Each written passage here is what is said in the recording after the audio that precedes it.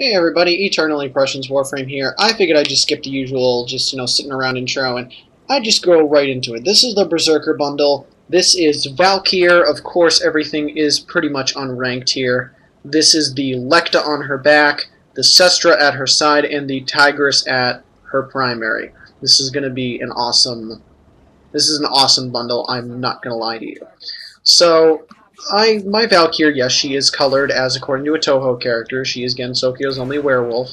If I remember the name, I'll put it in annotation because the name's a bit complicated, so I don't have it on memory.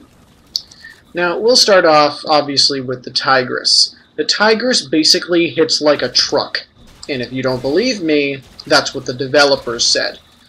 During one of the update segments, there was something one of the developers briefly mentioned, that the reload time that it takes, which is actually a little bit lengthy for just a two-shot shotgun that can be released, just wasn't doing enough damage, and the reload time couldn't really be fixed, so he said, I want this to hit like a truck. And hit like a truck it does. This will knock out, even unranked, this can knock out some really strong enemies. I think I tested this on a few level 10s and watched them get the floor wiped by both of these. Now what you see me doing is pretty much something you can't do with any other shotgun, is because this is a double barrel, what you're required to do if you want to save the other shot is to hold down the trigger. So you have to hold down the fire button while you're running and doing everything else, so that way you can save that extra shot, because reloading in the middle of a fight is usually pretty crap, because you lose a lot of time. So fire one, fire the other. Oh, I just maxed it out, alright. I mean, I knew it was close, but I didn't think knocking around a few low-level enemies would do it. But hey, rank 30 Tigris, hooray me. Regardless of that, the Tigris is a great weapon that just, it hits like a truck. There's no even trying to deny that. But that's what makes it so good.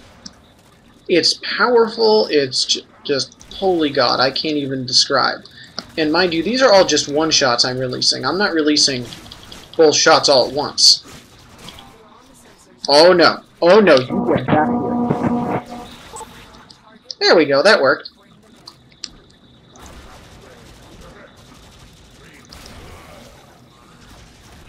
Ugh, Jesus. I really hate these capture missions now. They are seriously the biggest pain in the ass. Anyway, I recommend the Tigris definitely if you're somebody who just doesn't, who wants to play Scout, basically. If you don't opt well with the whole Strun or Heck thing, you can always go with the Tigris. It just basically, it wrecks. Sure, its reload time is long, but it just wrecks face with how well it does. There are no words to describe how much I love this thing. See if I can snipe with it.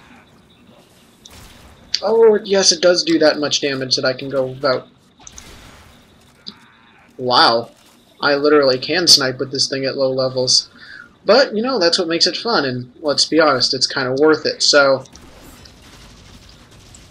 you know, pick up the Tigris, and I was distracted there for a minute, trying to see if, like, did I just kill him, or nope. Gotta whip him around a little bit. Alright, so next up is the Cestra. This is basically this is a minigun secondary. It has a really slow Gorgon-style windup, as you can see, but when it gets going, its recoil can be a bit hard to manage, and actually its reload speed is pretty good for being a minigun-style weapon.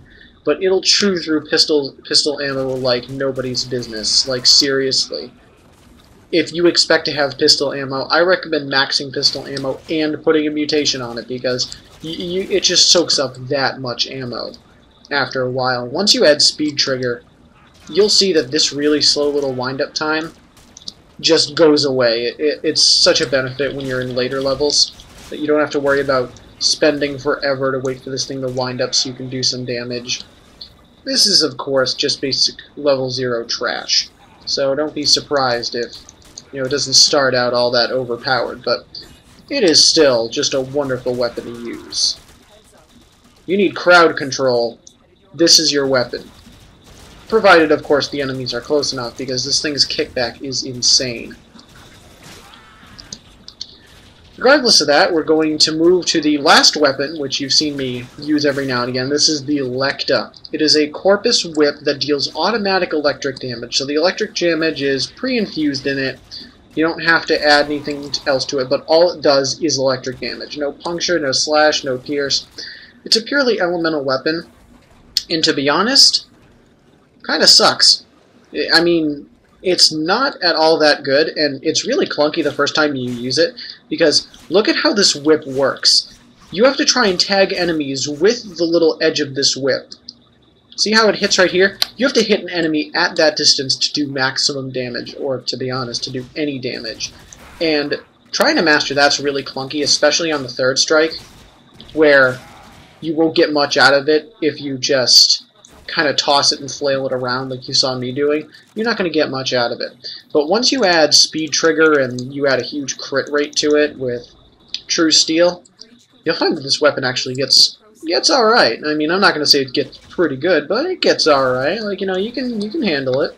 That, and it's also, personally as a sadist, I find this rather funny to just take out my whip and start declaring enemies bad little boys and girls and just start beating the crap out of them with it. Because, I mean, what more could you ask for?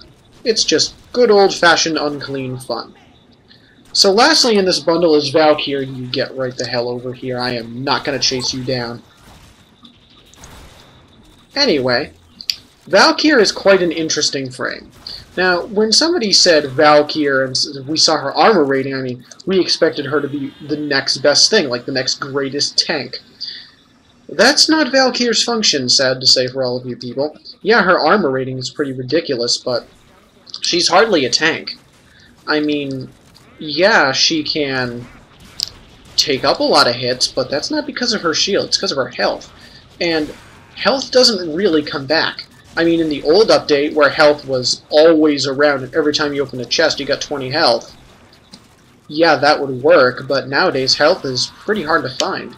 I mean, unless you have somebody like an Oberon or a Trinity or something to keep the health up, you're really not going to be able to do much with it. And never mind the fact that Valkyr, her mod polarity does not fit, her aura polarity does not fit the health regen mod.